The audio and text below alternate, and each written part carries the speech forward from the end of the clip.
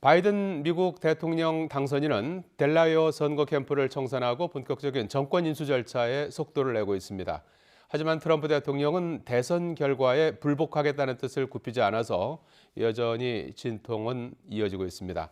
국제부 연결해서 자세한 소식 알아보겠습니다. 강성옥 기자. 네, 국제부입니다. 이제 차기 정부 수립을 위한 준비를 본격적으로 해야 할 텐데요. 바이든 당선인이 정책의 최우선 순위를 밝혔다고요. 어떤 내용입니까? 네, 바이든 당선인은 대국민 연설에서 코로나19 극복을 최우선 과제로 삼겠다고 분명히 밝혔습니다. 미국은 현재 코로나19 신규 확진자가 하루 13만 명 가까이 발생하고 있고 누적 확진자가 1,000만 명이 넘을 정도로 상황이 심각하죠. 따라서 바이든 당선인 측은 현지 시각으로 월요일, 우리 시각으로 오늘 오전 과학자와 전문가들로 구성된 코로나19 대응팀을 발족할 예정입니다. 정권 인수 작업도 속도를 낼 것으로 보입니다.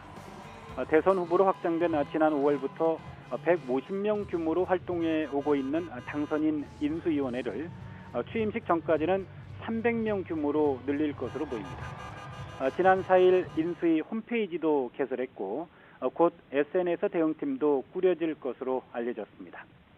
AP통신은 바이든 당선인이 이번 주 안으로 기관 검토팀을 발족한다고 전했습니다.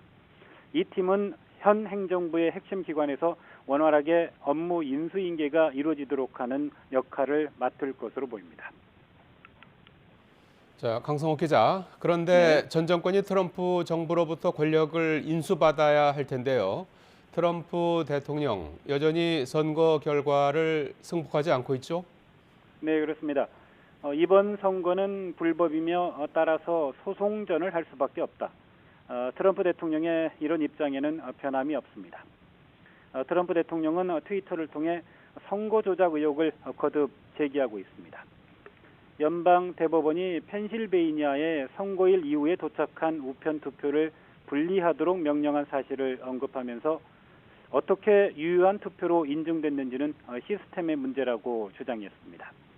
트럼프 대통령은 현지 시각으로 월요일, 우리 시간으로는 10일, 내일 대규모 소송전에 나설 것을 예고한 상태입니다. 트럼프 대통령이 대선 패배를 인정하지 않는 가운데 정권 인수위원회 지원 역할을 맡고 있는 미국의 조달청이 전혀 협조하지 않아서 새로운 문제가 되고 있습니다.